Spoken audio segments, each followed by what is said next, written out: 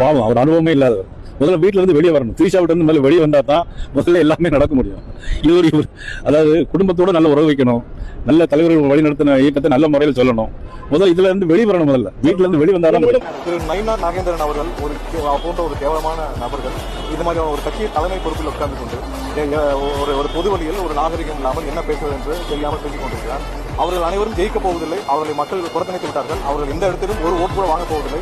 ஏற்கனவே நோட்டாவுக்கு கீழே இருந்தவர்கள் இன்று அதைவிட கேவலமான ஒரு தோல்வியை தழுவப்படுகிறது என்று தெரிந்து இன்னைக்கு அவர் பொது வழியில கேவலமாக தரைக்குறைவாக பேசி வருகிறார். கடைசி வரைக்கும் திரு நயினார் அரசியல்வாதி ஆக போறதில்லை. அவர் கடைசி வரைக்கும் ஒரு பிசினஸ் மேன தான் அவர் காட்டிட்டு இருக்காரு. ஒன்னு அவர் எல்லாரும் கொண்டாடுறாங்க, இல்லாட்டி அவர் அந்த ஊர்ல ஹோட்டல் பண்ணிட்டு இருக்காரு. அவர் கடைசி வரைக்கும் அரசியல்வாதியாக முயற்சி செய்து கொண்டிருக்கும் ஒரு நபராக தான் அறியப்படுகிறார். அவருக்கு இதை தவிர அவருக்கு நம்ம பெருசாக எதிர்பார்க்க முடியாது.